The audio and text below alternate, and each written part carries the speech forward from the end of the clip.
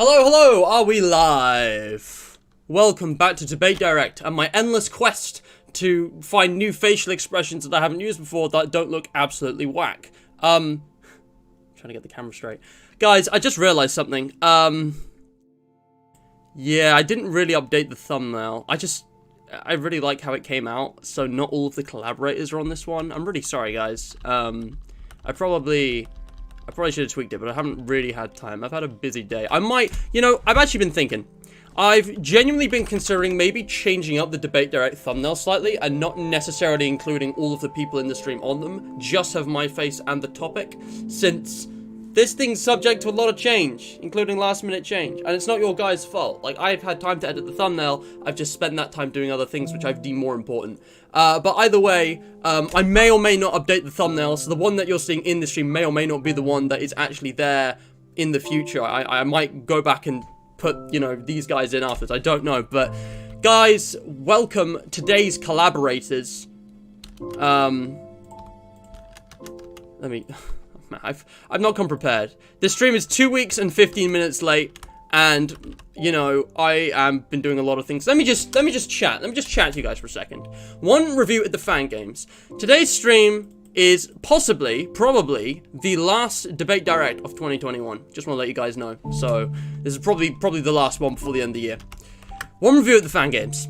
Five Nights at Freddy's Fangames and OCs. There are plenty of them, with a roster or two full of ideas from over 7 years of Five Nights fan creations, and the Freddy's fandom has a lot to talk about. So join me and my folks as we rank some fan games and fangame characters and talk about what makes them good Fnaf. Alright, we're doing some tier lists based on fangame content in the Five Nights series, and if I undeafen, my collaborators are here. Guys, you are live. Welcome, welcome, welcome.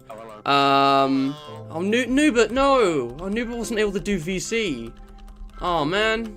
Yeah, we had to sacrifice him. Oh, that sucks. Society? Johnny? What is this? Yeah. We're all on first name terms now, are we? Shall I, where is it? Can I? Okay, hold on. Give me a second, I'm not guys. using my first name while I'm using half of my online persona. Can I? How do I? Here it is. True. Wait, what? Yeah, right. We're all on first name terms, it seems. Yeah, correct gamer. Imagine I legally changed my name to True Player. That would be so funny. True player? Nah, correct gamer. I'm just editing the audio, guys. Tell me if this is better. Guys, speak. Yeah. Okay, yeah, I think we're good. Tell me if the audio balance Definitely needs don't make it louder. improving, guys. But yeah, he's changed it again. What is with this man? All right, you guys can introduce yourselves. I don't give a shit anymore. Just whatever. All right, but we have to do them in order. Because you're at the top of the list. True player. He needs no introduction.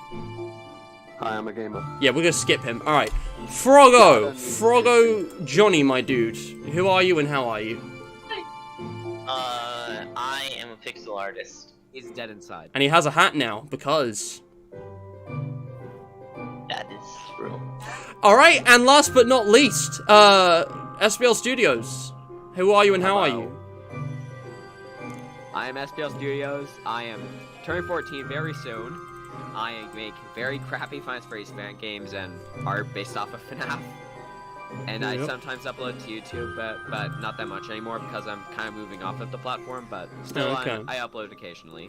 You can check out all their links in the description below, guys. If you want to get in touch with these people, see their own creative projects.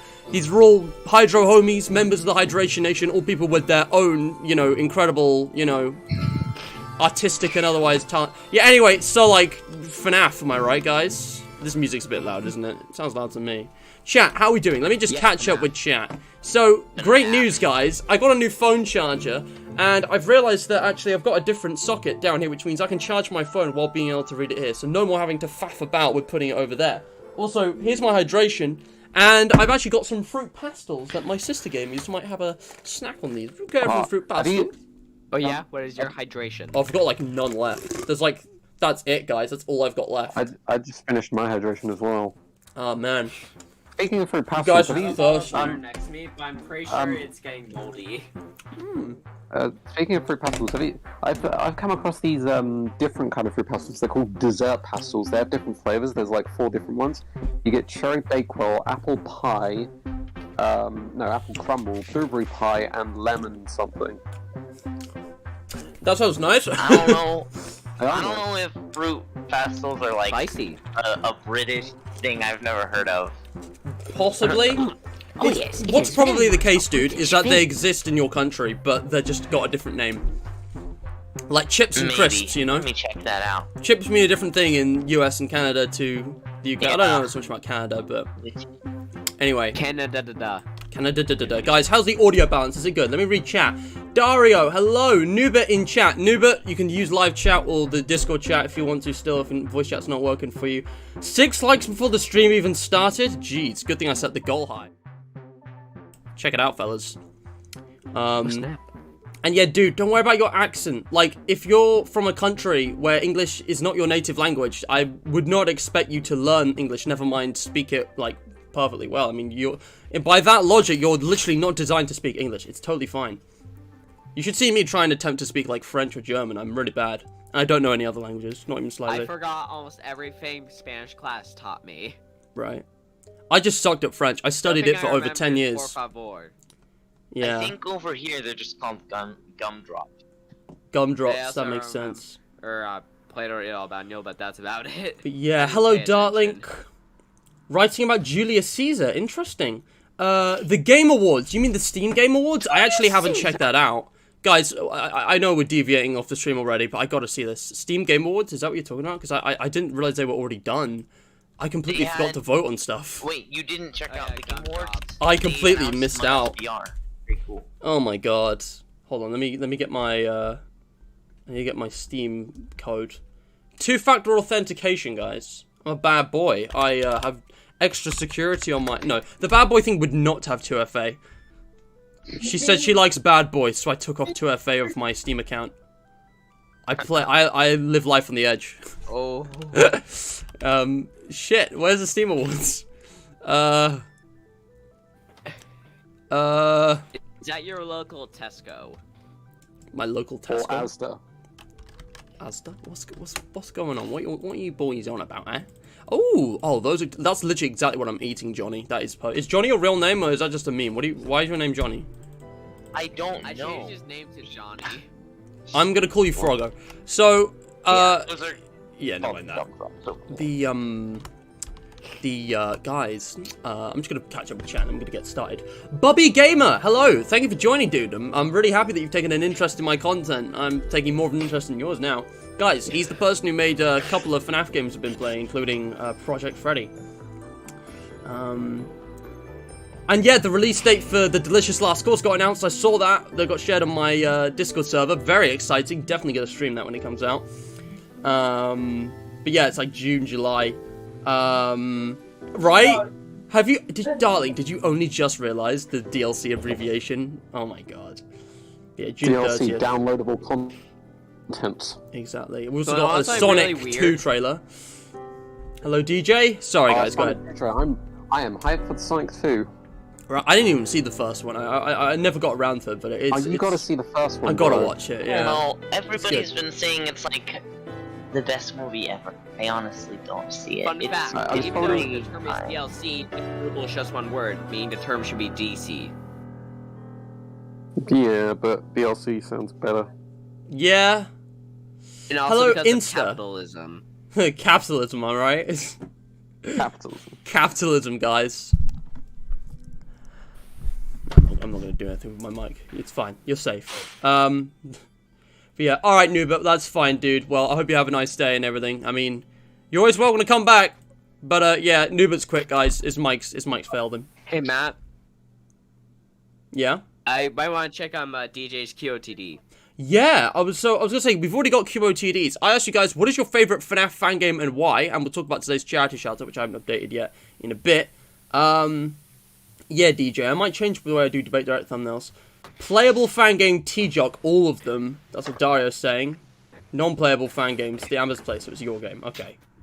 Okay, I know I'm a Insta- collaborator for a stream and all, but like Pop Goes 2016 is still a masterpiece. You can still tell me your favorites, guys. You already got shoutouts. Insta says Tierlists, because a single developer spent 2 years making a really impressive one. Silly goose. It looks I like a did dark, not empty play void. Tierland. Pastels, yeah. You should. It was very good. German language So you call stinks. this Tierland, despite the fact that it's obviously brown. That's what you saw on the internet. My favorite fan game is split between Candy His Tree outfit and used to be Secret purple. Story At Mode. least it's teal now. Just catch up with chat. German language is functional, I will say that. These pastels are delicious, by the way. By the way, guys, eat fruit pastels. But yeah. I would request some fruit pastels from you. You can't have my fruit pastels. It's mine. No, I wanted fruit pastels. It's mine. I mean, if fruit pastels are actually the equivalent to gumdrops, I don't know, they're not. Except fruit pastels are round and circular. I am alive. DJ's Kyoto. So far, this is just being Matt talking about gumdrops and us talking about capitalism and stuff. Yep. That's how streams roll, right? This is how we live. It's the best way. DJ's Kyoto. I gotta read this, guys. He said, my game. Fear. F-E-A-R.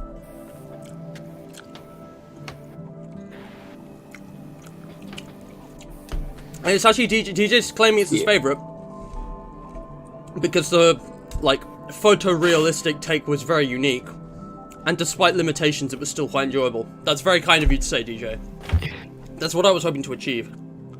Huh. I'm just saying, Matt, it might not be a bad idea boy. to try recoding Fear and Fnaf Engine. I'm just saying. Yo, I hadn't even thought about that. I could do so much more with that.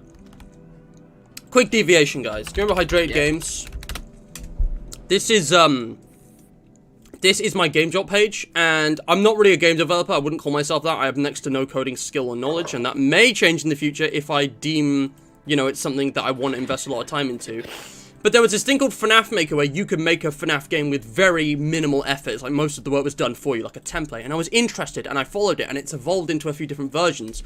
And I made something with Fnaf Maker Remake called Fear. And I made another game, a joke game, as part of the end of a trilogy as a proof of concept with Fnaf Engine, which is the latest and most advanced version of that. I know this has been dead for months, and it's been on the quiet. I've just not had the time and not really I've chosen to do other things in my time rather than invest into this, but it's going to come back. I'm hoping to make 3 games in the next year and a half, and probably all of them in Fnaf Engine. I haven't even thought about remaking Fear in Fnaf Engine. That could be very interesting, because this was, this game was pretty limited in terms of the code, obviously. It's interesting suggestion, SBL. Fear is, you know, I'm just gonna say, Fear is probably the best Fnaf Maker game. It definitely deserves some kind of, like, recoding The of best? Fnaf Engine.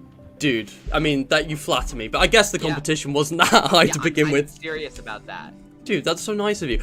Especially considering that you've made like 20 FNAF. Well, I mean, most of it was engine, right? But like. Because I work at a fast pace when I'm not procrastinating. Exactly, and this is like a priority thing for you. This is just a side thing for me.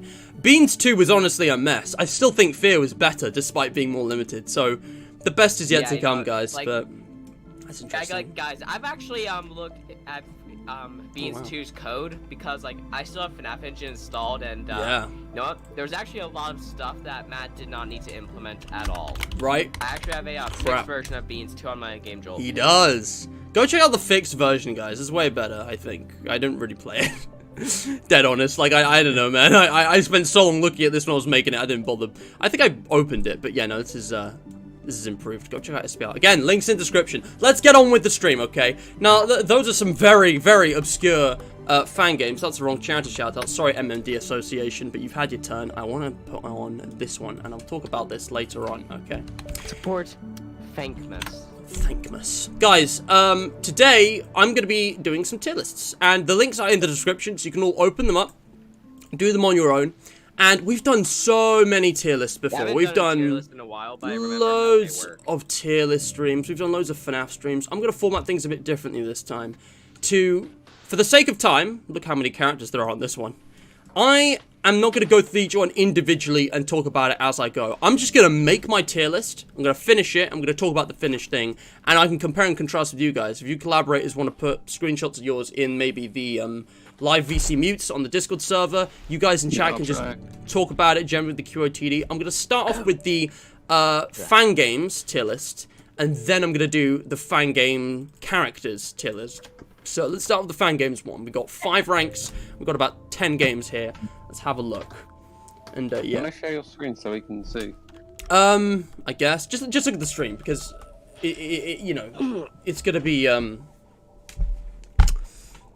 mean we're gonna I'm not compare until we're done anyway. So I think you should just look at the stream to be honest. Oh, Livy, got loads of QOTDs coming in. Livy says 5 Nights at 39s, and this is an interesting one. Now, there are a lot of games here, guys, which... 39s was actually probably one of the first, like, joke FNAF fan games. Right. You know what? It's kind of fun, Actually, to be honest. that one goes to one of our Flumpties. Yeah, Flumpties was technically a bit of a meme. So was Day Shift at Freddy's, which is what this one is. I think that's actually Day Shift 2, but it considered the whole trilogy. What I'm saying is that 39 was one of the first, not the first. Definitely, yeah, definitely one of a kind. I think the, yeah, Five Nights at 39 is absolutely chaos. If I had to choose my favorite fan game, none of you would know what it was. I'm just gonna go with the flow of the conversation thing generally. I'm gonna not do this in any particular order. Now, something I should probably clarify is that obviously there's a multitude of fan games here. I won't have covered all of these on Mr. Map. Some of these I won't even have seen or played, even if it was like off camera, if you will. So just bear that in mind. If I don't know one, I'm just gonna probably like leave it out. But I think I know what all of these are, because I'm a bit of a FNAF veteran, actually. For those who say it to myself, Five Nights with 39s, honestly, C tier. I don't think it was that good. I think the developer didn't like it that much. He made it in yeah, honestly, I'd probably put it in like C tier, B tier as well, because I'm gonna put it in D tier. Like, by the way, but it used a Splinks model. Splinks. Yeah, the Splinks models, SFM. I mean, SFM, Splinks SFM models, FNAF characters. Yeah. Plus, I think that was there's also intentional, to be honest, but curse. yeah. I was... Sorry, I just wanted to say, with the icons, I've noticed that there's only one for Candy, and it's from the Candy's 2 trailer, but it's the Candy's 1 character. So I think Candy here is representing the whole franchise. The Flumpy icon here, there's only one. Pop Goes, it's all of those games. Representing the entire series. So, Ignited Freddy over here is, you know, T-Jock Reborn, Halloween games. Edition, and Story Mode all in one, okay? Same with Day Shift at Freddy's, that's the trilogy, so... Yeah, just to be clear, that's what that is. I'll stop interrupting now. I don't remember the name of the third one. Like, third one? This one's not even out yet. Oh, I think that's Fredbear's 5. Flumpties, S tier. It is? Oh yeah, I've seen that game. Okay, the ones in D tier, I don't know what they are. One in D tier is Jolly. Jolly. Yeah, the Jolly series. Like, I've never played or seen the Jolly. I think that's Fredbear's Fright, yeah, B tier, because like I haven't played it. So Fredbear and Friends Left to Rot, right? The Jolly is made by someone called Ivan G, who was originally going to that's be in Jolly B. Yeah, Jolly The game was... got taken down because of copyright issues. Yeah, Jolly B. Yeah, Jolly B's phase 1 and 2. Yeah. The Jolly. So I was going to say the Jolly They're series. good games, but you know. I don't know anything about it, so I'm putting it in D. The Jolly series was made by Ivan G, who was originally going to be part of the Fazbear fanverse. Actually, Matt, if you look up some gameplay videos of Jollibees, it's actually a really good game. I don't have time for that right now, but I'll tell you a word for it. I'm putting it in D for don't know. And I don't know what this is either. I have no idea what I'm looking at here. I can see a fan and some... the Rat Cave is gang made looking by a very good FNAF modeler, basically. The Rat Cave. So, okay, what's this one about? Ooh, okay. I'm just looking at it. It's still in development, but it looks... Oh, so this one's not really even good. out yet? I mean, it does look pretty good. The game's also has been it's had its characters remodeled multiple times. Yeah, Wow. I've been... We'll give that a follow. And also the Jolly games. Just gonna look these up real quick. I'll look at the pages. So you said there was more than one? Oh man, this looks... The Jolly series is made by the same person who made Five Nights in Minecraft. What? I haven't played that one either. Yeah. Yeah. Why have I not played that yet? Oh, wait! Oh, that's just the FNAF 2 Minecraft skin. Okay, I did play this one. I played this one on a stream, and it was pretty good. It was just FNAF 2 with Minecraft graphics. It wasn't anything special, to be honest. Plus, it just, someone else voicing the phone calls. Yeah, I don't know. It was like... They didn't do anything original with it, which is a shame because it was a huge opportunity and the graphics actually really good. I suggest you try out Jolly 3. It's a great one. Which one? There's like two. Yeah, two chapters. There's Jolly 3 Chapter 1 and Jolly 3 Chapter 2. Oh, that's so confusing. So there's in 5 Jolly games. There's a 4th one which isn't out yet. There's 7 if you count the Jolly Bees games. Okay, whatever. I mean, it looks okay, and you know, it looks like everybody is Let's Played it. So I was gonna say, so Jollibee is made by, the Jolly series made by Ivan G. He was originally gonna be part of the Fazbear fanverse, but as stupid as he is, I don't know if this is actually true, but this is what I've heard. Apparently, he leaked the email that told him he was going to be part of the Fazbear fanverse. Oh my god. That Wait, got him he kicked did? out. Yep. I actually thought it was because of like copyright issues. Yeah, because Jollibee Food Company. Jollibee's like a real thing which he didn't create. Well, that could be a reason, Yeah, but from what I've heard, he leaked the email. That's all I've heard. Isn't Jolly just like a different thing than Jollibee? Oh, I mean, yeah, it is different, but it's still indirectly not Ivan's own character, though. Yeah, just reading chat as well. Box 1 released a few months before 39, guys. Bobby Gamer was here before y'all. 39 was actually, it's not that old of a FNAF game. I think it was like 2016, you know? 2017. That's not old. There were loads of games before that. I think in terms of joke FNAF games, Flumpty has to have been the first, because that was like 2015. And there's probably even ones before that which just weren't as like famous or as well made. Hello Ace, it's been a while. It has. I'm doing great, thanks. December's a bit busy. FNAF security breaches looming over my head, but I'm very excited for it also. I'm also scared. I'll explain in a different stream. It's a whole 5 days mixed until bag. Security breach. Yep. 5 days until security Yep. Yep. 4 days.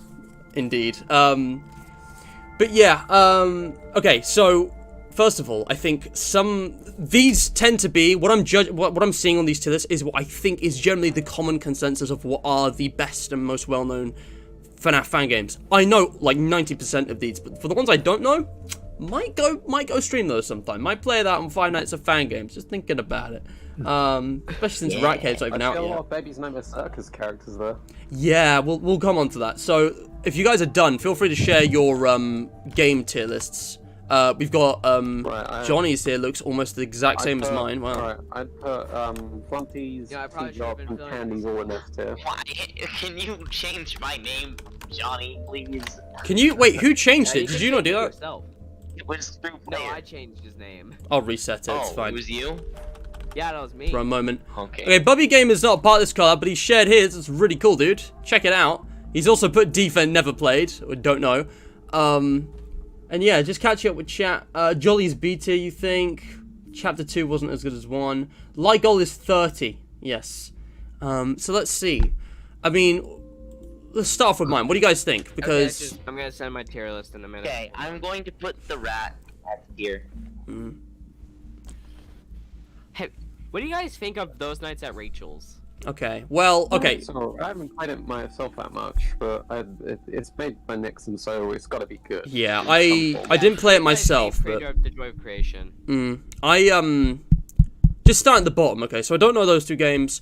I put Five Nights and 39s in C tier because, despite how cynical it was, I'm kind of in agreement with DA Games on this one. When he played it, he just cringed. He didn't find it funny, and I don't think it's that funny. It's also like got loads of really crap assets, and like the voice lines are reused to the point of like completely losing all like immersion. Like I know it's a joke game, but like I still can't rate it highly on any kind of front. Because the criteria that I'm using to judge them all equally is stuff like gameplay, graphics, story, and it just kind of, you know, it feels like the developer didn't really care about the game. What game, sorry? Sorry, Five Nights with 39s. Again, like, it's like the original Flumpties, but worse. It's good for a cheap laugh for 5 minutes, and after that, it's just kind of like, you can't take it seriously, you know? That's just my opinion. Yeah, I get what you mean. Yeah. Alright, Ace, see you around. Have a good one.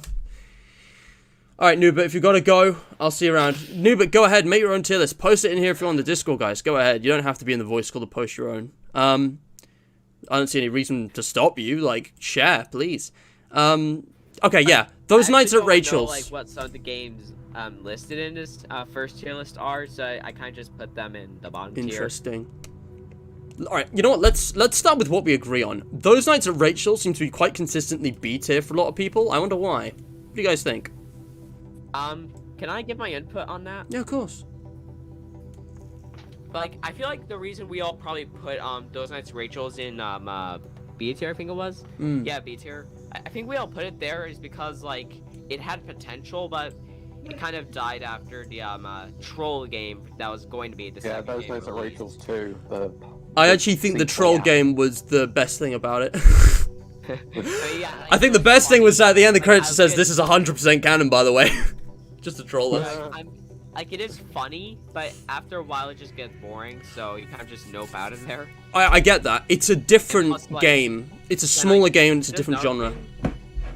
Like, some parts about those nights Rachel's I didn't actually understand. Like, what if two characters attacked at once? Like, what was I meant to do about that? Yeah. I just never understood it that well. That's why I played Destroy Creation instead. I never played it myself. It's definitely overshadowed by T-Jock because T-Jock's fantastic and it looks like we've pretty much all agreed that it's like S tier. Yeah, but like, yeah, sorry Ethan. I do remember there was like a hard mode version of the game released. I think so. It was like it's the same game. It's a separate file from the main game, but it's like it's what it says. It's hard mode. Right. Okay. I mean, put all of the. Oh, never mind. I'm sorry. I was just gonna say I never played Rachel's 2. I just watched it. It definitely seemed fairly challenging, which was good. It had like an original, roster of characters like Pop Goes did, but it's like themed on like farmyard animals more so, which was pretty cool. It was. I think it's kind of. Rachel's 2 was actually legit though. That would have been nice. Yeah, it's kind of. I think it's a medium because like it ticks the boxes of a good FNAF game, and it's semi-free roam like FNAF 4, but it's actually like rendered in 3D, and it looks really good and it feels really good. But like, I don't remember any of the story or the lore, and it's like it kind of just exists. It's it doesn't do anything spectacular, like unlike T-Jock, but it's a good game. I think it's a good baseline. I remember a bit of the lore, but Nice. not much. Yeah. It's a typical thing. Like, at that time, FNAF was a lot more basic, so it followed the Candies and Pop Goes kind of idea of, oh, well, as a competitor of Freddy's, it's like the late 80s, early 90s, that kind of thing. Just very simple and very nice approach to making a fan game, which is good, but not unique. I think it's a good baseline to judge everything else by. Like, that's the one we keep in the middle. And also, yes, Bubby, Rachel's 2 is the best troll game, I think. Best troll game of FNAF I've ever seen. Like, yeah, it's a good troll game. But I actually do sometimes think about, like, what would the outcome be if it was a serious sequel? Yeah, I don't know. I think that Nixon would have. I don't know. It would have been a lot better for Nixon. He would have become a huge game developer. I think he did though with T-Jock. He didn't need to make Rachel's 2. Yeah. T-Jock did that for him, and he's been working on Dark Deception. The biggest if he had made Rachel, but I'm not sure. Like, again, like, I would have loved Rachel's 2, but you gotta consider, like, if the story is actually, like, if you can actually expand upon it. Yeah, without it. Like, that's something you need to consider when now. making a 2, or, like, a 3, or, you know what I mean? Yeah, it's, everything has its time. There is, like, all stories are finite, so, like, nothing built can last forever. the longer you keep stretching it out, the more likely it could go really badly. And I think Scott has showcased this multiple times. Sorry, but I mean, just because the lore is a fun mystery to solve doesn't make it a good story. Yeah. Let's talk about a different game. Baby's Nightmare Circus. Yeah. Who remembers this one? I didn't play Nightmare Circus. It looks kind of boring to be honest. I've seen a Like, bit it of looks Baby's like, Nightmare it looks Circus. like you had a lot of effort put into it, so I've seen a bit of Baby's Nightmare Circus. I've seen a lot of the Bike Fighter spin-off game that Nails made. It has some weird spin-offs, kind of like Rachel's, oddly enough. Just why it looks like a lot of people put it in B or even lower. Similar to us. I actually put it in A because I know this is a bit odd because I think the first game on its own was really solid. it actually brought us to a circus. It actually followed the theme of Sister Location that was teased instead of some weird sci-fi underground bunker shenanigans. And it also combined that with Fnaf 4 in a really interesting and kind of grounded way. I like the gameplay following Fnaf 4 with, like, you know, traveling around and the kind of, like, cycle and, like, all these different mechanics you have to do. You know, checking on the animatronics, the flashlight, the winding, whatever. Basically, the plot for it is like this. Oh yeah, Scott finally gets the night terrors from all his damn creations. Yeah. And he kind of just survives against them for a while, and then he decides to wake up and make a 6th game. And it's not more nightmare terrors. Yeah, it's not particularly like Or night complex terrors, or anything, but I don't think it's bad. I think the way it was executed was fun, and the models are really cool of the nightmare like Sister Location characters. It was a good fusion, good choice, because Sister Location and FNAF were of this obvious connection. I think there were, I don't even know how many games there were in total. I think there was a sequel, there was the bike rider thing, and there was a weird troll game.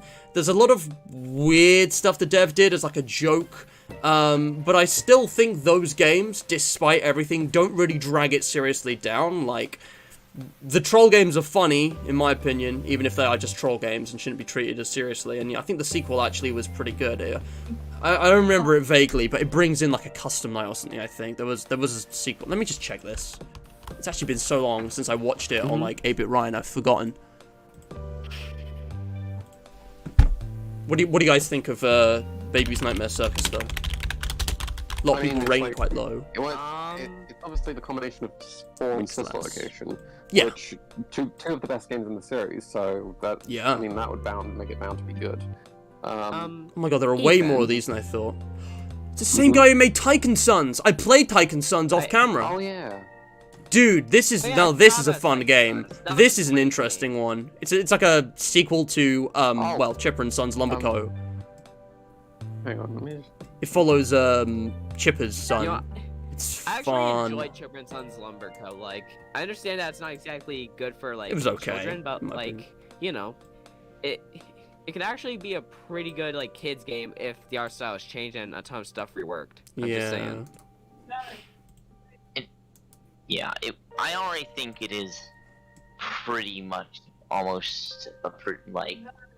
I mean, there's like only a few things that could have Oh, right, I remember now. So, Baby's Nightmare Circus is a standalone game. There was the bike rider, which was really weird and kind of... Yeah. I don't know, I didn't really like it in terms of the direction and tone, but it was still really, you know, well made in terms of game design, even if, you know, you can't really take it seriously. And there is no Baby's Nightmare Circus 2. Every year there's an April Fool's that says it's the second game, the sequel, and then it's just a random weird game. Imagine if in 2022 he actually makes a legit sequel. The thing is, Yeah. I think it's actually funny that there's now this tradition of having an April Fool's every year that you think is this very serious game, judging by like the designs and the, you know, the gameplay of the first game, and then it's just this really weird, derpy troll game. I think that actually puts it in S rank for me personally, just because I think it's a really, really unique way of handling. Where's the sequel? When do we get more? I think that's really funny. Yeah, you know, it's a good tradition. I like it. You know, like, Mixlas isn't taking himself too seriously. I think that's really important, just for life. Especially with Five Nights at Freddy's, for a number of reasons. But I don't know, what do you guys think? Alright, cool. Let me read chat. No, I just want to make sure that I wasn't talking over you guys too much, and that you guys had said everything you wanted to. Let's move on to the next game. Should we talk about, what do we generally put? Okay, I put Pop Goes in B. I think this is controversial, but the reason why is because I really don't remember that much of Pop Goes, and I think if I actually took the time, I'd probably put it in S. Pop Goes, like, I literally solved the entire Pop Goes 2016 lore. Nice. I'm not really a fan of Pop Goes. Why is that, You know Ethan? It's probably Well- the best fan game in 2016. I'm gonna claim that. Let's see what Ethan has to say, and then SPL. it doesn't just. I mean, I don't think it compares to the other Fanverse games. Okay, I'm just Yeah, seeing me what everyone neither. put it. Okay, it was an A rank for these guys. Pop Goes seems to be pretty consistently A. Froblin put it in B like me as well. Ethan, what are you gonna say? Well, I don't know if I can really judge. I've only up to night 4 on Pop Goes, and there's so much to do in the game. So I actually beat nights 1 to 6 in Pop Go's first try. Let's hear what SBL has to say. Too. This guy's probably the most too much informed. work to me to 100% game, because like there's like 6 stars or like 10 stars or something. Really? I had no idea. I mean, yeah, it is a lot of work. Blech. Like, But I mean, the same with Pop Go's FNAF 4, right? 2016, There's like 12 stars in the the game. graphics aren't exactly. Where's your tier list for player? I would make one, but I have to do it on my phone, and with the way the screen cropping is, it's just too small. Yeah, Oh, mobile. right. Yeah, no, that's totally yeah, fine. That's right. But yeah, best game of 2016 Anyway. SPL. Why do you say that? What makes Pop Go so good? Because it's actually one of the most original fan games out there. Like, at the time, there were a lot of, like, Doors and Mask fan games, mainly. But Pop Go's, no, it actually changed that up. And the story is absolutely brilliant. I'm telling you. It's actually original. That's true. Graphics.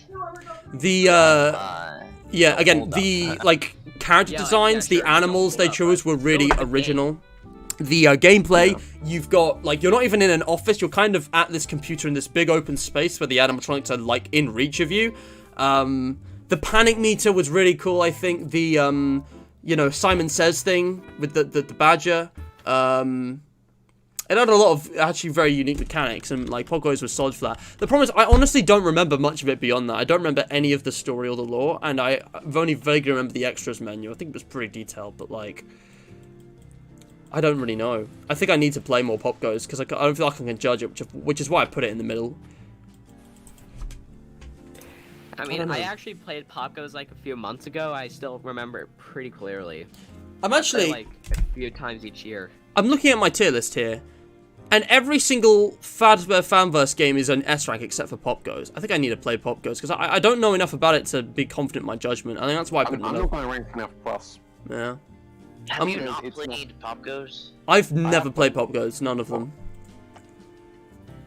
Well, he's played. If you're going to try out Pop Goes, I suggest Pop wait. Goes Arcade, like the new version. Yeah, I did Really- play Pop Goes Arcade 2020, The Dead Forest. I did a series on that, but I never played, obviously Evergreen's not out yet, and I never played any of the old games. There was like a bunch which were unfinished. There was like the original Pop Goes Arcade 1 and 2. There was like a sequel, but I never checked out any of Yeah. those. Whatever you do, Matt, just don't play Pop Goes Arcade like the original and its sequel. They were not that good. Again, They because were very boring. there's so many of these different Pop Goes games that like each release is going to drag it up or down. There it is. Pop Goes Arcade, Arcade 2, Memories, Finale. The thing is, guys, the There's only Pop reason... Goes 2 2016, Pop Yeah. Goes 2 2017, Oh my god, Pop there's Goes loads. Finale, Pop Goes Encore. Oh my Holy god. fuck, there's a lot. What the hell? All of these games are unreleased. I don't think most of them are worth. Right? playing. All there is a bunch of like I think demos. Finale could have been finished if one of the developers didn't back out. Here's the thing, Which guys. is kind of a shame. It actually looked really good. I don't really know Pop Goes like at all. I watched Markiplier play it like way back in 2016 or whenever it came out, and like that was it. I haven't touched it since. And I think the only reason I haven't gone and played it yet is because I want to do it on a live stream. I want you guys to experience it with me and to see my reactions and have it recorded. So like, I'm gonna do it, but I just don't know when. Definitely before Evergreen releases, or maybe not. But I don't know. I really should How get about on you that. play the entirety of We've Pop all been- Goes in one night. I one night think before just Evergreen releases. just the original is really all I want to play. I've already played the remake of Arcade, and I don't really know or care about most of this other stuff. It's all been Finale is actually really rebooted. good, despite having Yeah. only one of the levels finished. I suggest you try it out. okay. I'll take that because SBL's the Pop Goes expert. Yeah. We've Look already at this. There's so much here. been rambling on about this for like an hour. Oh my god. Yeah. Time flies. Let's keep it moving, guys. I'm gonna come back to this. Like, I promise I'm gonna get into Pop Goes. I'm just saving it for a stream. You know how it is. I'll get around to it on No, Five Nights of Fangames because it should be If you- next. if I've you done ever- if you Flunties. ever I've Yeah, done... you better. Plan to play, if you ever plan Rise to and play Pop Goes, sacrifice. I have a friend who I can call on to help you. Oh, nice. Yeah, no, Pop Goes should be next on Five Nights at Fangames, actually. I'll get to it, guys, I promise. Yeah. Okay, what else should we talk about? Day Shift Oh, at I was gonna Freddy's, say- Fredbear and Friends, Left to Rot. I put those in, like, A and B, Um, respectively. I have some input on Day Shift. Hmm. I actually feel Yeah. like Day Shift the phrase was funny. Like, However, even though it's like a joke game, kind of, it does have serious lore, which is a bit more like, classic FNAF lore, but you know what? It has actually likable characters, which is something. Judging by the icon, I'm pretty sure this tier list was made when there were only 2 Day Shift at Freddy's games. The second one was pretty much just a bigger version of the first one. It was like oh, but what if you worked in the daytime? And it's like a choice-based RPG. But the third game... Third one was the best. The third one brings it together the way the Flunkies trilogy was brought together, because not only does it perfectly tie everything up and end it, it's even larger. And I think it's basically, at that point, Five Nights at Freddy's, like, 6, like Pizza Sim, but really leaning into the cheesy humor of Freddy Fazbear's. And, like, I just think it's pretty much perfect. The first two were, like, not very original, but the third... Yeah, I didn't really like Flumpies very much until the third game. Yeah, why'd you put Day Shift in D? Day Shift at Freddy's 3 and One Night Flumpies 3 were both the perfect way to end both series. Yeah. Yeah, I think the game mechanics had a bit of a change in the third game, you know? I feel like all series should try to at least end on a 3, because it always just seems to work out that way. 3 is a strong number. Triangles are the strongest shape, guys. 3 sides, 3 points. You know, trilogies. You know, it's a tried and tested method, okay? Third time's the charm. Once you get that quadrilogy, once you get that number 4, things are going to become a mess, alright? Unless you're Toy Story. Yeah. I meant the Candy. FNAF 4 was great, though.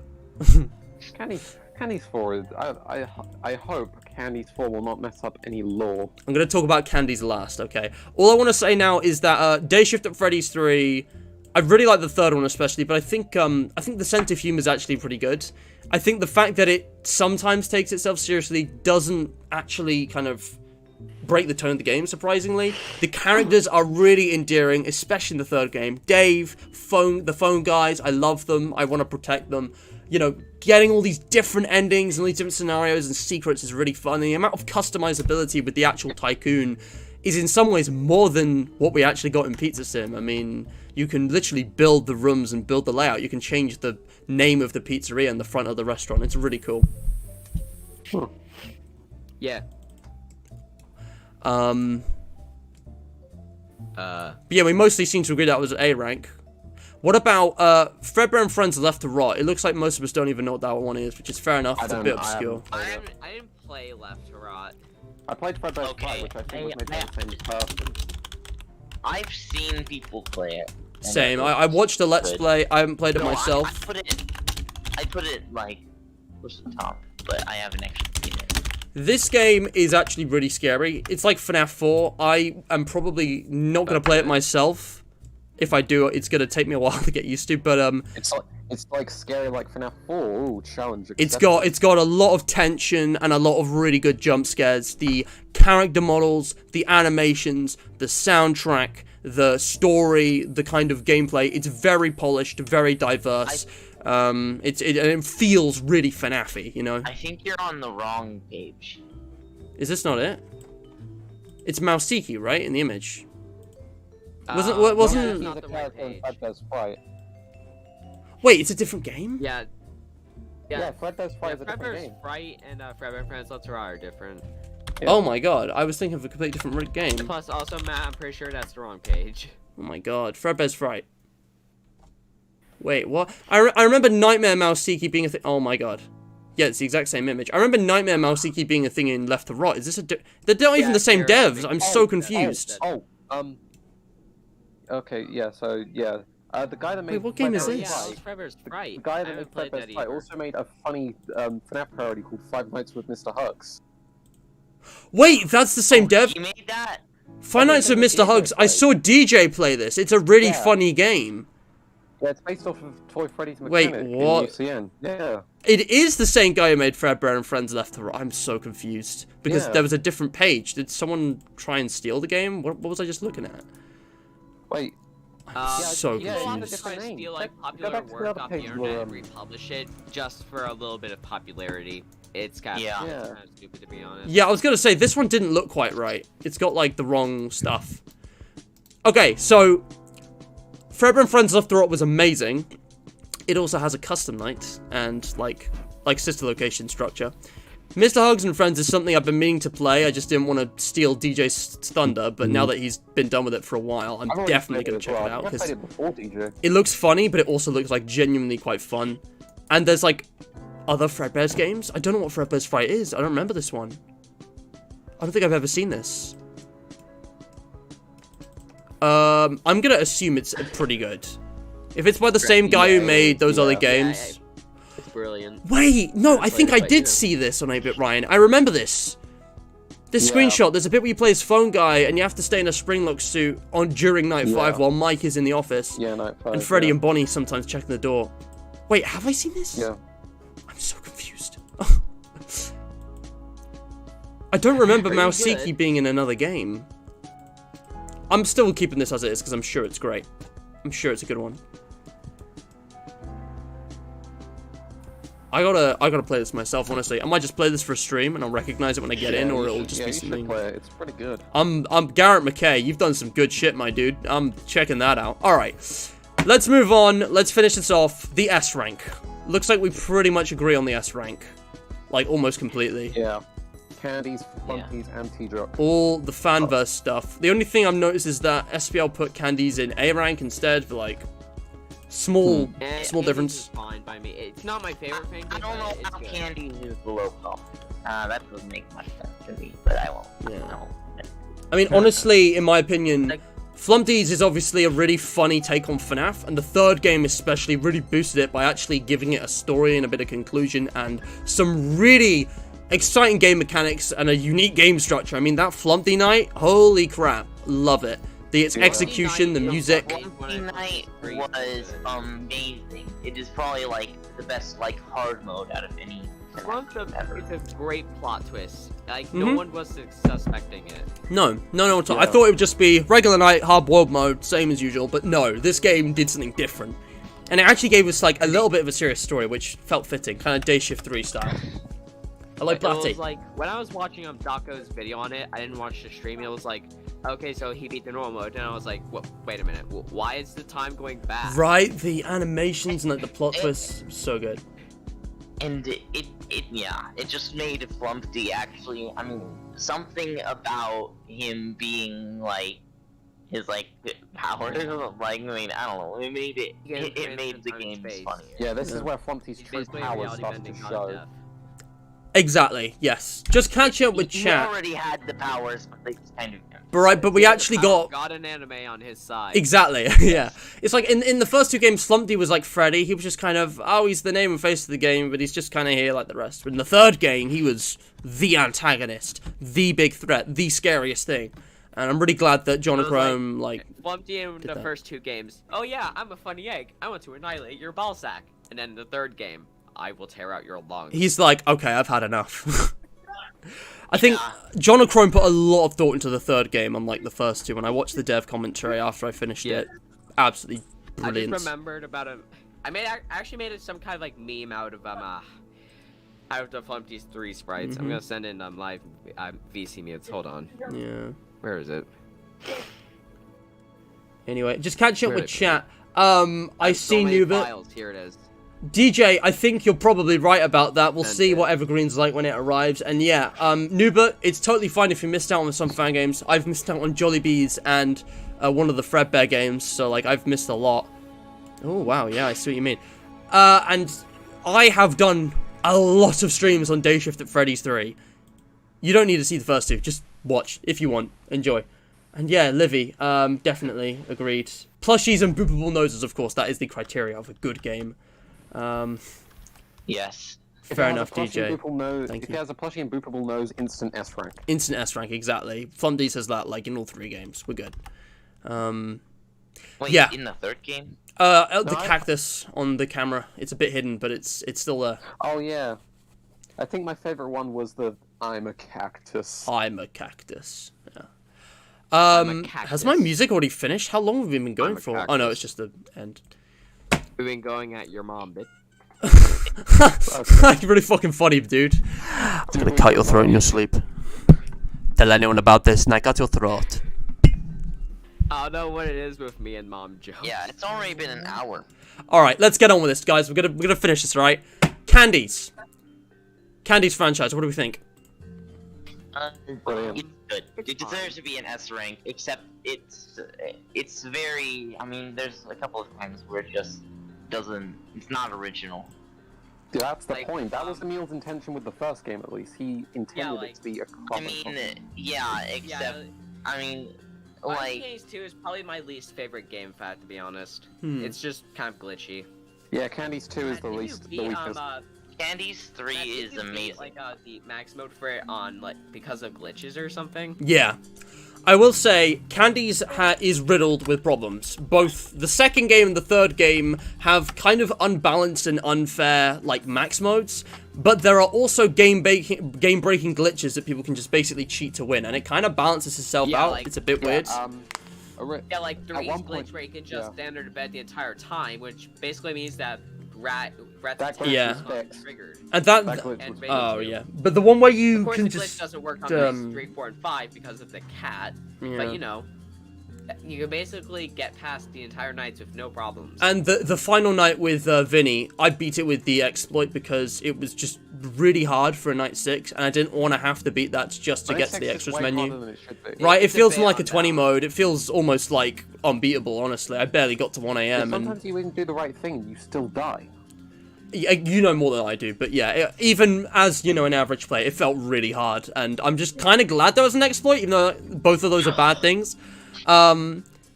But yeah, in addition to that, you know, Candy's is not that original. It very clearly follows really. a format. Candy's 1 is based on Fnaf 1 and 2, Candy's 2 is based on 2 and 3, Candy's 3 is based on 3 and 4, and Candy's 4, it looks like it's going to be based on 4 and Sister Location. It's not original. And yet, Yeah, it's not original, but I feel like that's what makes it special. despite everything, Yeah. I still put it in an S rank because, first of all, I think It's iconic. it's iconic. The Yeah, characters are first of all, really it's good. iconic. The original game was actually made so that Emil's characters would stop getting stolen from him, so he Yeah. didn't care about, Like, you know, they're- making it a good game Like, that much. see, like that's the thing. Like that's me. Like It ended up a Some really of you may good know about game this. for him not Mm. caring. And can I talk? sorry, go on. I was about to say, you guys may know about this, but Fangame developer, or former developer, I should say, Tyler Alstrom used candy in his own shitty FNAF Yeah. game. Yeah. Turned to Freddy's Yeah. as sugar. Yeah. Return to Freddy's.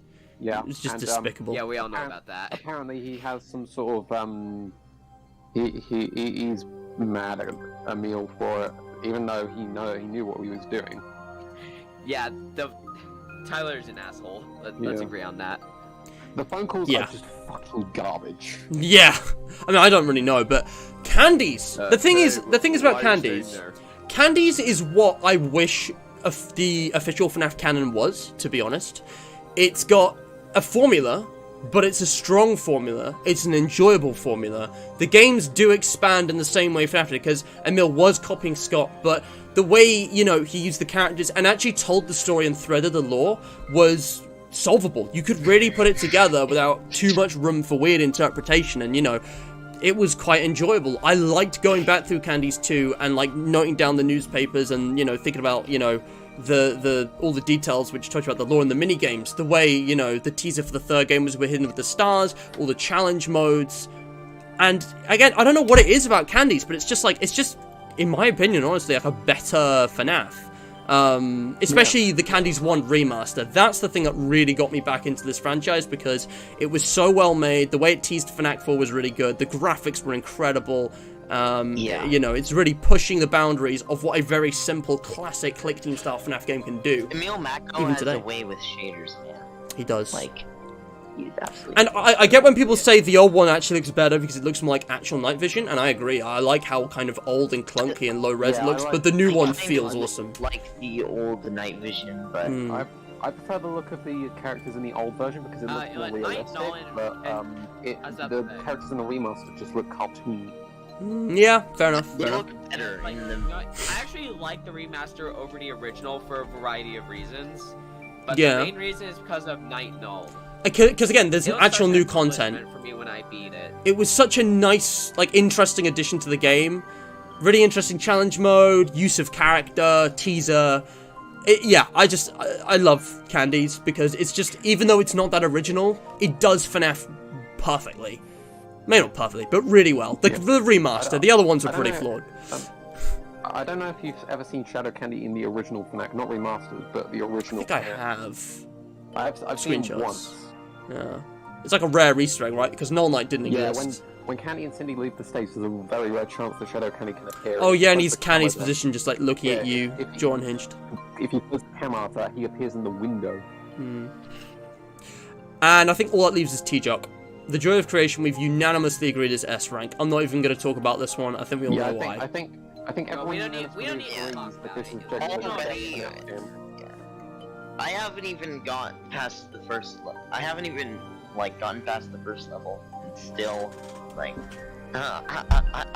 mean, I can go back to that game an infinite amount of times and still have fun. I don't know. Yeah, People I've say- seen people say- all of it. I've not played story mode, but I've played everything else. People say story mode is the hardest version of. People say story mode is the hardest version of T-Jock, but honestly, Can I I be- found I'm being I found honest here, Halloween guys. and Reborn harder. Yeah, Halloween Edition had a bit of Halloween RNG involved. was the easiest version. I got out without seeing Springtrap once. I think it's easiest when you know what you're doing, but the map layout, especially in the middle, is really, like, weird. And it's really hard to lose Springtrap once he spots you. I think the RNG of the items spawning is the most annoying thing, because avoiding Springtrap isn't that hard, but actually getting the items and doing the stuff is. Especially since it glitches out sometimes. Springtrap is really annoying to outmaneuver because once he sees you, he is on your tail. It's really, even if you hide from him, he'll just wander random directions and he has some sort of sense because he Right. most likely comes down the direction you are. I've been in a situation where I've been hidden in a room and he's literally walked past the door 3 or 4 or 5 times in a row, and I've had to switch sides so he doesn't spot me, and I've been right next to him. He got me through the wall once. It's all on my streams. But yeah, I think story mode had a great story. I think very original, nice and meta. Yeah. But all of the games were free roam, first of their kind, pretty much. They were so popular that even PewDiePie came back to FNAF to experience T-Jock. And, the character designs look really good, just the graphics overall, even if it was harder to run on certain devices. The music is actually pretty nice. There's not a lot I don't like about T-Jock. Hardly anything. Everybody knows how amazing. What's something funny? Come on. Yeah. Can I talk? Go ahead.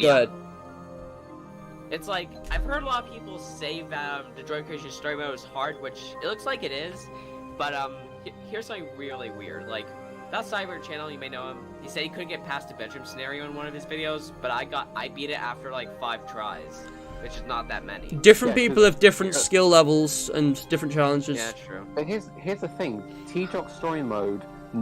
In almost every level, there are no unwinnable situations. There is almost no situation in which it is impossible to win. Right, they balance out the RNG nicely, because the bedroom level could so easily be an RNG mess if animatronics were arriving at the same time. So Bonnie and Freddy have Freddy comes from the window. If you see him, you have to hold the door shut. The Yep. Closet, with the thing shut. I don't know what you call it. Curtain, And Ethan. Yeah, the curtain. Yeah, story But mode then is balanced beautifully. But then Bonnie comes through the door, and you have to sit down and turn the light off, which you can't do at the same time as shutting the door. So if Bonnie is through the window, Freddy will be delayed, so he'll wait for Bonnie to leave before appearing in the window. Exactly. Which is Yes. That kind of thing just shows a good attention to detail. Really good game design. Yeah, to make sure it's fair and balanced. Yeah, there's actually nothing I dislike about T-Joke, to be honest. And Maybe a even couple if- little even if things. you- But... Even if you do end up in an unwinnable situation, like The Office, so Bonnie's mechanic there is he punches at the camera, Right. and he knocks it out forever, which means you can't deal with Foxy there, but Foxy can't appear on a broken camera unless all 3 of them are broken, in which case he can appear, and at that point there's literally nothing you can do to stop him.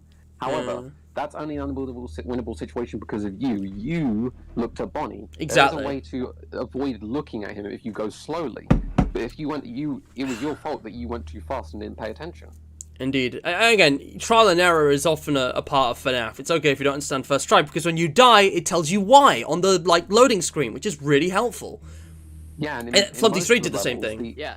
Yeah, in T-Jock Yeah, Story Mode, good you loading got screen. death screen tips, and most of the time they adjust to what you died to.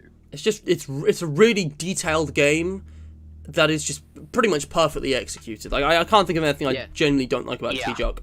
Even in the early versions, like the original T-Jock, which wasn't even free roam, that one was fun. It Bit buggy, but fun. I mean, It's Yeah, especially I'm that just gonna bug. say this But, now. yeah. Okay. I'm gonna say this especially- now. Okay. I don't know who's I'm just gonna talking. say this now. The attic level in story mode is the perfect boss battle in a Fnaf fan game. I'm just saying. yeah, it's pretty cool. They bring all the characters together. You got creation. Yeah. Again, because the game is set in like a meta universe where it's like outside the... It's like, it's Scott Cawthon in the real world. FNAF 1 to 4 and maybe World exist, but Sister Location is cancelled. Like, FNAF game's cancelled, but like there's elements of Sister Location in that story. It's really cool. It's really cool. It's brilliant. I think we're going to move on now to the character tier list. Don't worry, this won't take another hour and 3 minutes. We actually agree about most of this, which is really interesting. Let's just rate the characters. And I mean, this can be based on gameplay, like with their game mechanics, like character design, like how their appearance is and what they feel like, and obviously who they are as, like, you know, personalities. Sugar the Cat is obviously enough. That's the stolen candy. The rat is like my favorite FNAF fan game character. There are lots of them here, honestly. I'm trying to think about... Oh, man, there's... Oh, I'm gonna have to really... Right, let me just get all of Candy's on here. I'm not even trying to rank them yet. Because we've got, like, Candy's, Pop Goes, Flumpty's, T-Jock. I don't know what the hell this is. 39 is here. That's some version of Fredbear? It's pretty much all the same games. Although, oddly enough, the Twisted and Novel characters are here. They're not from Fangames. I don't know what they're doing here. I don't know what Fangame has. Yeah, I don't... Yeah, how about we just don't add the... Let's not add the Twisted character. Ignore the novel characters, yeah.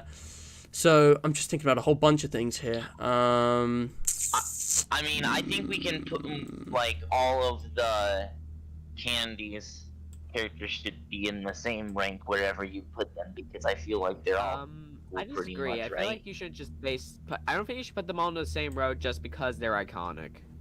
Or something. Yeah. No, it's not, because they're all I'm just iconic. working this out. Why are these guys missing? They're all mixed up. They're all jumbled up. There's a bug crawling on my computer. Get out of here, dude. Shoo. Hold on. Alright, I'm just ranking the Candy's characters first. I mean, honestly, a lot of these are actually pretty, like... And I'm trying to think about their presence across all of the games, like in the minigames too, not just the gameplay. But I mean, again, a lot of FNAF characters are just like cartoon characters with a certain game mechanic. They don't have much in terms of like actual identity and personality. I don't really know. Ayo, the pizza here. Some of these guys are utterly forgettable. Personality. They aren't really like. I mean, you usually don't get to see them. They're usually. What the heck is just this? like... I've never even seen some of these before. And I should have. There's some more characters. You know what? You guys can actually go up here. You will see. Let me think about this. I'm just saying, I put basically all the Joy Creation characters in the same slot, except for some of them for reasons. We'll see. We'll see.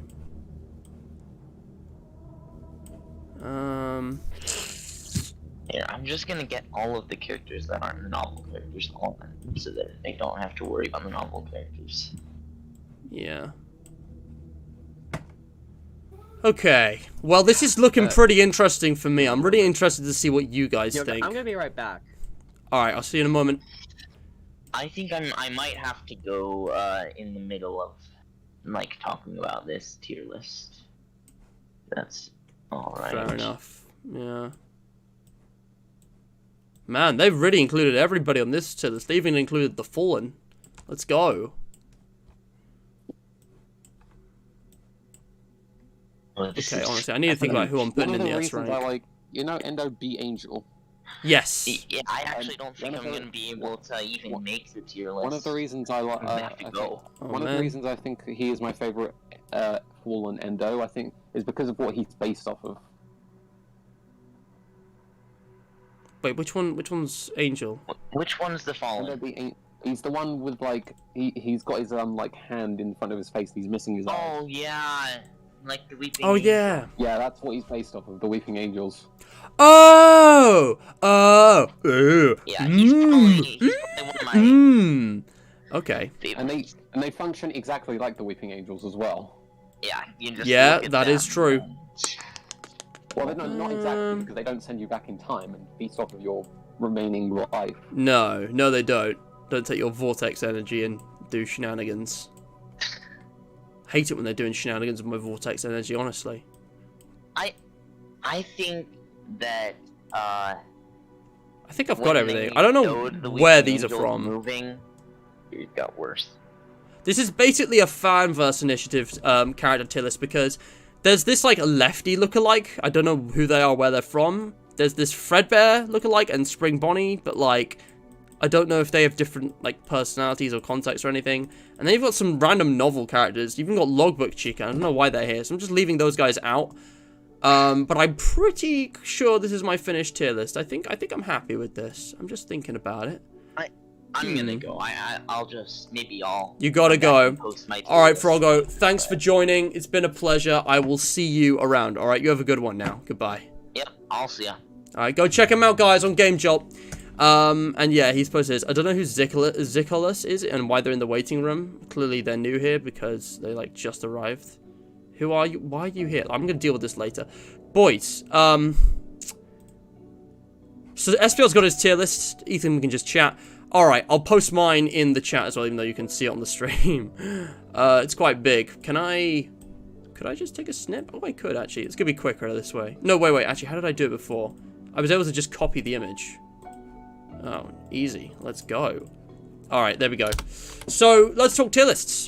Characters, just a brief overview. I mean, I think most of these characters, it goes without saying, are pretty average. They just kind of exist for gameplay reasons, and they have like an interesting appearance, name, maybe a couple lines of a bio, but really not much to write home about.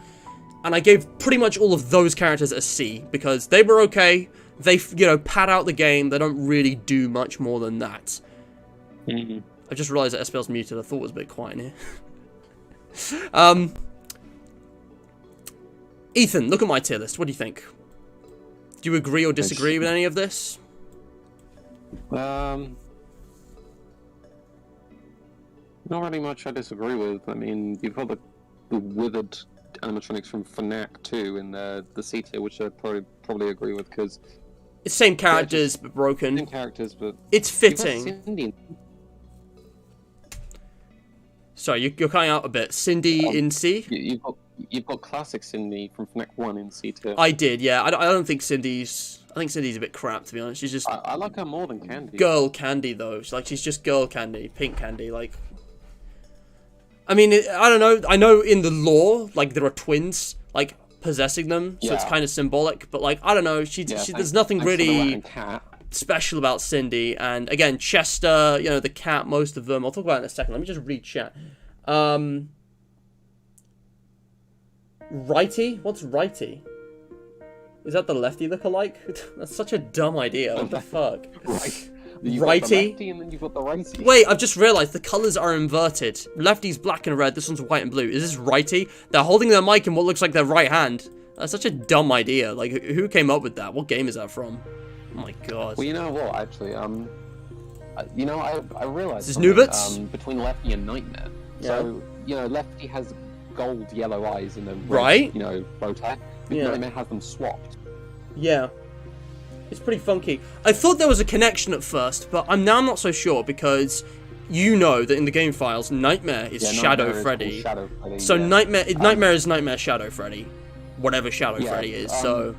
So that makes me think well, actually, I was going to say maybe because Shadow Freddy is purple because he's represented... Shadows in minigames are represented as purple, but then I remember the Easter egg in FNAF 2, he is actually purple. Right? Like, he's literally... Again, it's weird. Shadow Freddy's like purple. Shadow Bonnie is like pure black silhouette.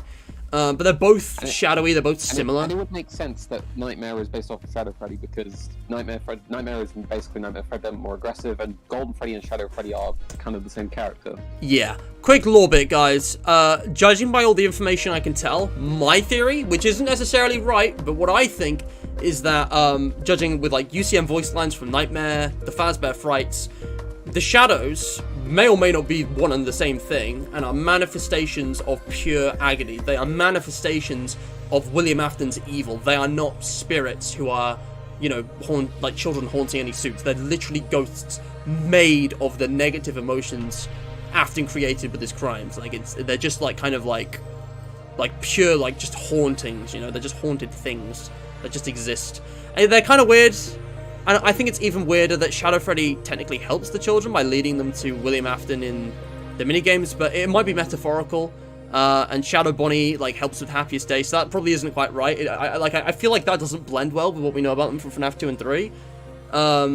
But FNAF AR, Phantom Left Rights, I don't know, man. It looks like they're kind of just these manifestations. Maybe, by being made of the emotions and memories of, like, the missing children's incident, though, they also feel guilt, regret, and they are therefore inclined to help the children. I don't know. It's weird. I think a lot of this is probably metaphorical. You know how Scott is. So, just reading chat. Hopefully those bugs get fixed with the ports. Maybe, hopefully. The game is free, Nubert. You can play Day Shift 3. Vinny, yeah. Alright, go try beat 5020, Dario. Enjoy. I was going to ask that. I've been wondering this for a while. How will Fnac 3 work on console? Because you need precision for the main mechanic. I hope that it's not changed. So precise. Yeah, I hope it gets changed a bit. But yeah, Vinny's gameplay in Fnac 3 is awful. Yeah. Shadow Candy. It's weird how Shadow Candy changed. Yeah, it's interesting. I mean, we're talking about T-Jock as well. Gemstone. What? Who is Gemstone? Hello? Hey, bro. How you doing? Headbutt time. My bro's here, guys. You want to know why? Why? Saddest thing happened this morning. I was robbed. Oh! Bro, come on screen. Show us. I don't know how well you can see this, but I was robbed. And you know, the next number appeared on the board like 2 seconds after I finished my order. Wait, there's McDonald's? What happened? Yes, it's McDonald's. For me? No, What this is happened? my breakfast. Good, because I'm not hungry. I was gonna say, no, I had a McDonald's breakfast. Tasha, Nice. What happened? Sorry to work, Ellie. Anyway, She had McDonald's breakfast and she got number 68 when it could have been 69. what are you playing? We were this No. close, we were on the verge of victory. They didn't even read the it verge out. of greatness. They didn't even read out. That sucks, bro. I'm doing tier lists. Ooh, oh, FNAF see, I only Fangames, know like half Fangame of these. characters. I actually know most of them, luckily. For some reason, these are here. I don't even know what they are. Apparently, this is righty. No. No. It's the dumbest thing I think I've ever seen. I both love and hate it. What are you looking at? What is it? This? It's both. It was like the facial expression, and I thought that was just Springtrap with a round head. No, It is. it's Chica. I had a double take. She's withered like Springtrap, though. Just catching up with chat. SPL's AFK. He'll probably be back. Yeah, Flumpty Knight in the third game really jumped it up, I think. I'm gonna Absolutely. leave this cursed item with you. Oh. Take it on your travels. No, please, bro. It's haunted. It's powered by agony. It will haunt me at night. The shadows will come out, guys. They'll eat my soul. Remember in FNAF World? I will eat your soul. Who remembers that? But yeah, Gemstone is from the original Pop Goes. I don't know who that is. That's why I've ranked Gemstone so low. Spare pins. Sorry, bro. My spare pins are elsewhere. They're down here. Thank you. You're just gonna do that now. All right, bro. Fill you me just- on what we're doing right now. Hey, SPL. Tasha just walked in and she's got a cursed McDonald's receipt. Show it to him. Number 68. We were so close. We were robbed, guys. Oh, so close. Yeah. Damn, that sucks. All right, Livy, you enjoy your carol service. I'll see you around. Oh, lovely Carol. I'm hoping to end the stream within half an hour. If you guys have to go, that's fine. So first of all, I just want to look at the tier list again. SBL. So Fangames. Looks like a lot of us agree about some of the Flumpty's characters. I put Flumpty and Grunkfuss in S rank. I put, you know, Creation, Ignite, Springtrap, and the Rat in all his versions. All right, bye-bye, I see you. Actually, I didn't put Withered Rat in. I don't know if he was there. Oh, no. Is basically the same. He's not named. He looks like almost identical in the second game. He's like no I did different. leave out a few characters, but well, I left out a few characters because they weren't fan game characters. Yeah. Do you know what this righty thing is that you've put in E? Like, what the hell is yeah, that? I know what that is. What is it? Like, I'm pretty sure somebody decided one day that they wanted to make like some kind of like opposite of lefty. Basically, what's the opposite of left? The answer is right. So they made My God. inverted lefty's colors. God, the big brain, the mind-sized mega right now. Oh my goodness, who could have thought? Oh my goodness, I can't believe it. Okay, glad you put that in E. I put it in F. I didn't put it on at all because I think it was crap. But yeah, I see we've agreed with like Creation and Flumpty and the Rat. Vinny as well. I thought the Rat and Vinny had a great character arcs in Fnac 3. And even though Vinny's gameplay is crazy, I think Vinny is a really interesting character. It's a very fresh and original kind of antagonist for FNAF, something other than William Afton, and I like that.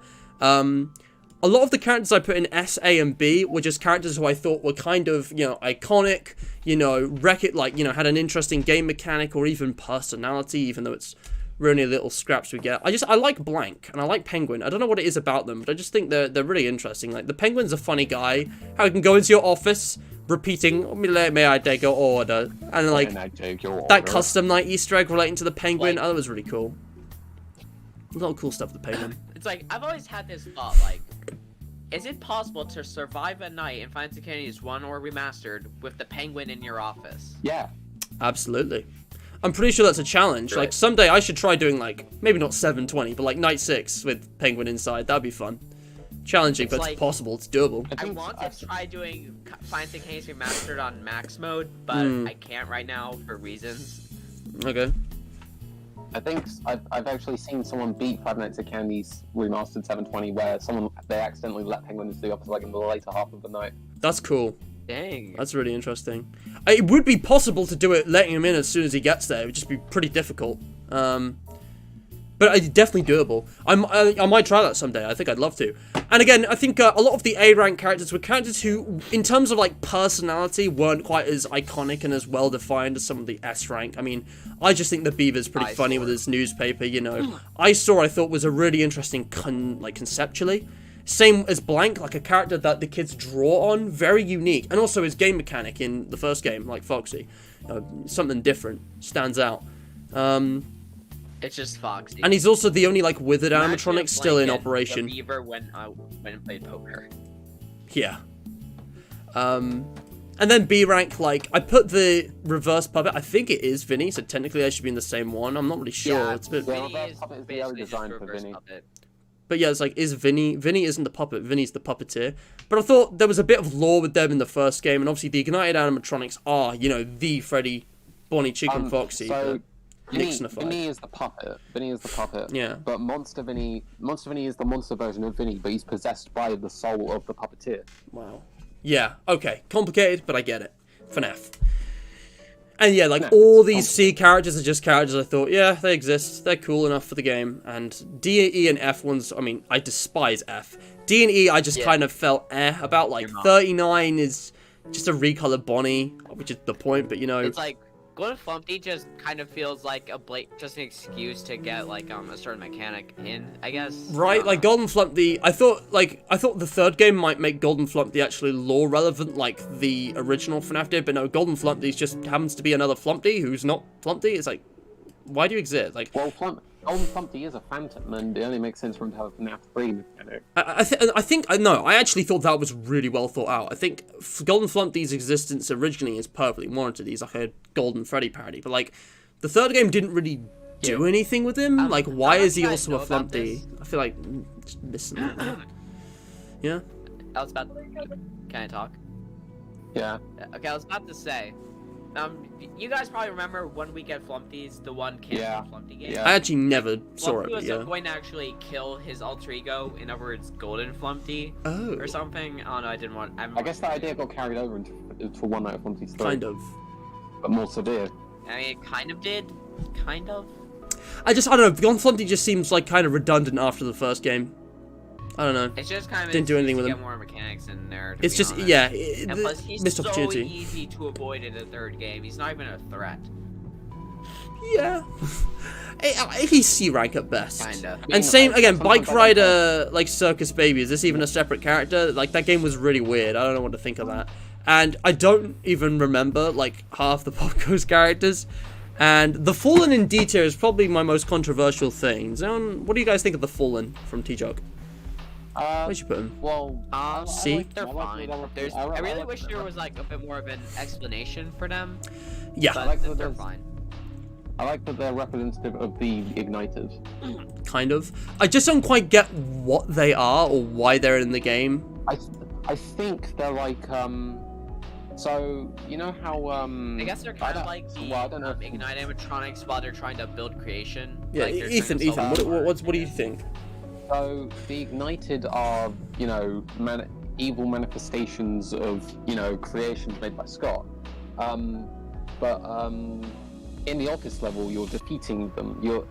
In the office level, you have to find Freddy and flash him, and he's like, every time you flash him, he's like getting less powerful. And by the time Yeah, you you reach get the to move office time level, they're forward. so weak that they've decomposed to the endoskeletons.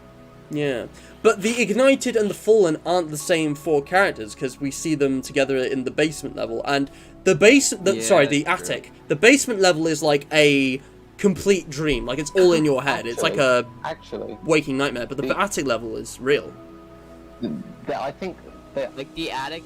I think they are the same. The attic level is the masterpiece. I'm pretty sure the Ignited and the Fallen are the same character. Really? Creation is only using like the suits of the Ignited animatronics, so the skeletons still remain as the Fallen. Okay. The suit parts are used for creation. That's really interesting, actually. That's a good theory. That might explain a bit. Creation actually used almost none of their parts. Good. He uses Freddy's head, Bonnie's jaw, Foxy's Chica's foot. feet, Foxy's hook. Chica's feet. And there's a But bit of nothing else endoskeleton, though but after that. like it's not every single endoskeleton part. I mean, I don't know. I haven't gone and counted up and looked at the model. I don't know if Nixon would have even considered that, but I guess the Fallen are kind of just like distractions for, like, maybe by creation or something. I don't know. It's complicated. I still don't understand their names either. Like, why are they called the Fallen? What did they fall from? I mean, maybe they're Fallen versions of the Ignited. Yeah, I okay. never understood the title of, you know, the Fallen. I just don't get it. They're a bit weird, and it's like they almost feel like they exist just for character quota, but I think there actually is a deeper mystery and meaning behind them, especially with all the like TV, like the screen dialogue we get in the basement level. You exist to let us out, all that kind of stuff. And I think Ethan's probably got a good theory on this. I'm giving it as much thought. But yeah, D tier, maybe B. I do want to theorize on T-Jog because it's not like a super convoluted story. No, it's just a single narrative with some really interesting details. You would have to encompass all the T-Jog games. Well, not all of them, not Halloween edition. No, but, like, because like it's Reborn Halloween edition. Well, the way I mean, these are B tier at best. Which I'm moving up there, but like I think at best, like the T-Jog games, I thought story mode was the only one that was like canon. The others were just kind of ideas. They're not connected. Yeah, so all of them except Halloween edition are canon. I mean, Oh really? Are they connected? Yeah, they're all, well, Halloween edition, no canonicity whatsoever. I think Nixon confirmed this, but I think it's obvious that it's not canon because it's the same character you plays the same character that you play in story mode, but different events happen. You have this ignited version of Springtrap, which is like, it's the killer. Right? I thought Nixon confirmed that the story mode was the only one that was canon because, well, it's titled story mode. Like, how do the original T-Jog and Reborn fit sure into story Halloween mode? Edition may be canon, but I'm not sure. No, I'm pretty sure Nixon has confirmed 100%. It can't be unless in the real world someone made Fazbear's Fright based on. I'm not very deep into the creation lore, so I wouldn't know. I just looked at story mode. I didn't bother trying to put the lore of the other ones together because I thought they were just ideas, like. Because we play as Scott in the original T-Jog as well. We play as Scott throughout the entire series. Wait, what if the guy calling us is Tobias? Dude, I hadn't even thought about this. Yeah, Tobias. That would actually change quite a few things. Is the name Tobias? Tobias is important. Tobias is very important, but he barely appears. And Tobias is a big mystery. I want to know more about Tobias. In one phone call. He makes a phone call to Nick at the intro of the game, and he's ringing Scott in the game over screen of the attic. That's all we have. Actually, no. That attic scene, with the blood and the phone. Yeah. That's actually Nick. You think? You think that's happening in the present day? I've seen on the wiki for T-Jog. Yeah. It says that attic scene is after the intro cutscene. Where what? He goes into the house and he actually dies in the attic. What? Oh my god, that changes. How do they know though? Like, where did they get that idea from? Game files? And that also ties into the end newspaper you get after beating the attic man found Come dead back in his to own us, house. Nick. Right? Yeah, Or because I was thinking that can't be in the same time period that the main events of T-Jog. I thought the man found dead was Scott, not Nick. I thought like a skeleton would be found after they were like rebuilding the attic all those years later. It said man found it said body found in recently repaired country house, which happened. Wait. You know, yeah. Wait a minute. If it was after it was repaired, and it was, it could be Nick Body instead found of by a Scott. landlord in recently repaired country house. Which I hadn't even in thought the about that. cutscene, the house had recently been repaired. Dude, all these years, I thought T-Jock was left open-ended. What if that's the ending? Come back to us, Nick. Nick in his mind saw, like, hallucinations of Golden Freddy, right? Which is why it's, like, that scrap of note in the forest is maybe his dreams. Yeah, and that's why it took so long for the house to be rebuilt, because he wanted to just leave it behind, but the visions were coming back made him decide to come back and rebuild it with Tobias's help and whoever. And then 20 years later it's rebuilt, and then they kill him, and then they take Nick's identity, and that's why Tobias is calling, because Tobias... Golden Freddy has more importance in the T-Jock universe than we realize, because... Right? Because, you know, in T-Jock story mode, you have these newspapers that you can get after each level, but there's also a secret one in each one, and almost every one of them has relevance to Golden Freddy. You have to find Golden Freddy to find the newspaper. And Golden Freddy appears in the cutscenes where Nick is talking, like Golden Freddy's stalking him. Golden Freddy is like not explained in T-Jock, and it's like, why is he different? Guys, alright, I had a theory. That you've got like these kind of doppelganger like creatures, right? We've taken the forms of, you know, the Ignited, the Fallen, whatever.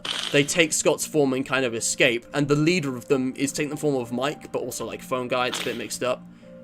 I had a theory. What if Golden Freddy was like left behind at the house where he stayed until Nick came back, and then the one that took the form of Golden Freddy is now Nick?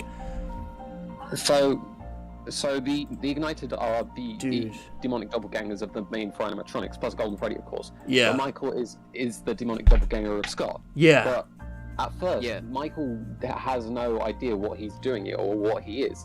The Fallen are ordering him to do all these tasks so they can gain a body or a physical consciousness, and then Mike just goes along with it because I think that's all the purpose he thinks he has in his life.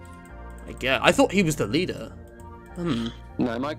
Well, in the attic level, not in the attic level. In the basement level, you play as Michael, and he's just the one that talks to us. Yeah.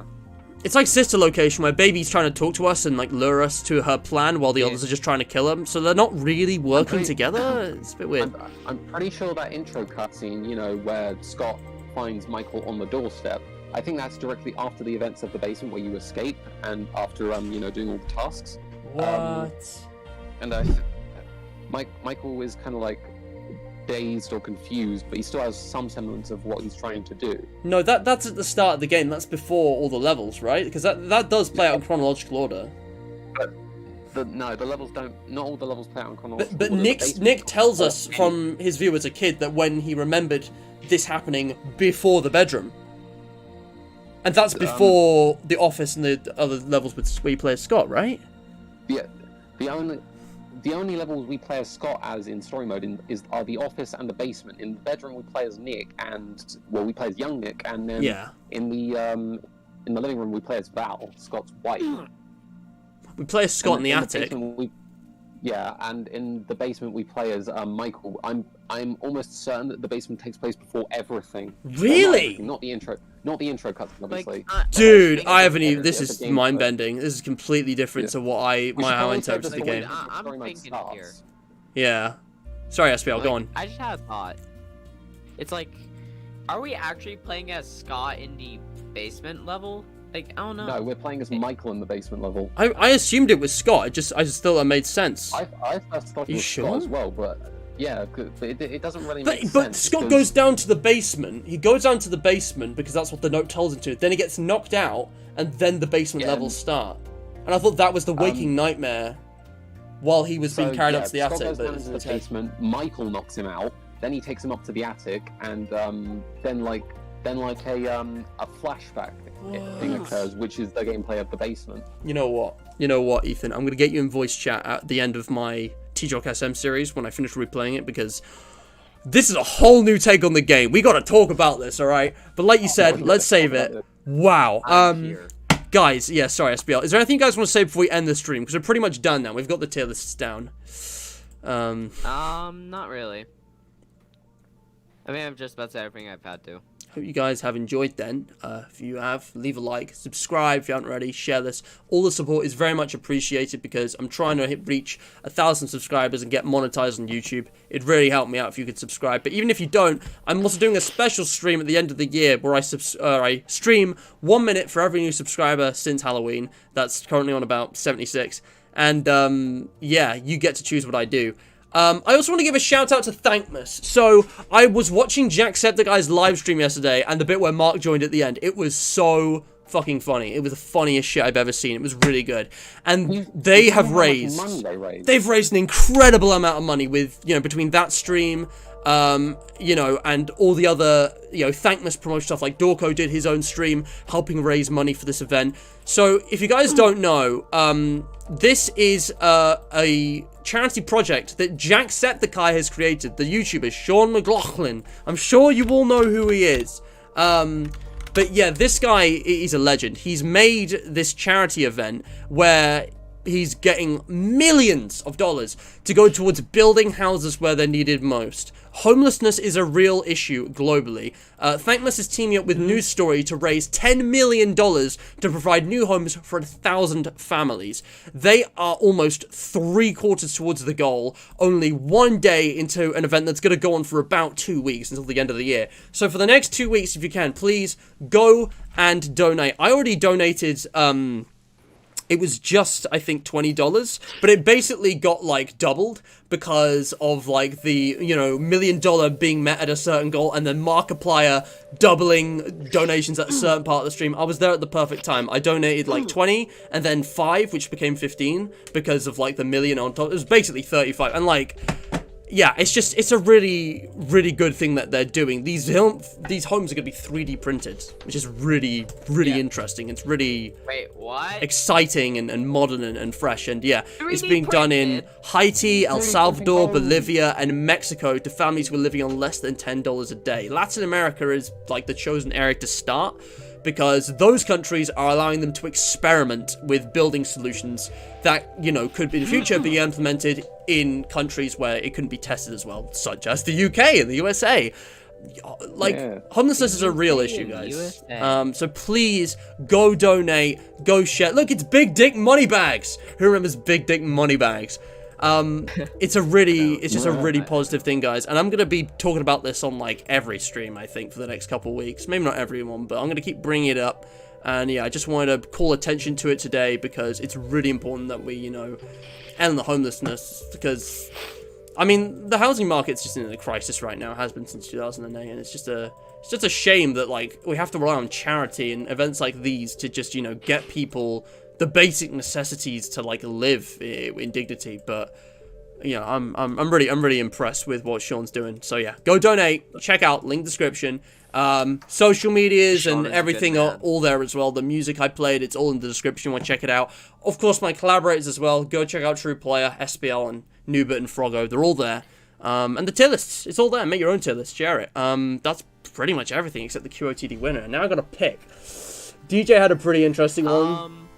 Livy's definitely not one. I don't agree with her about 39s. Real quick, Matt, I feel like it would be kind of biased if you picked DJs. Yeah. Yeah, it would be. It would be.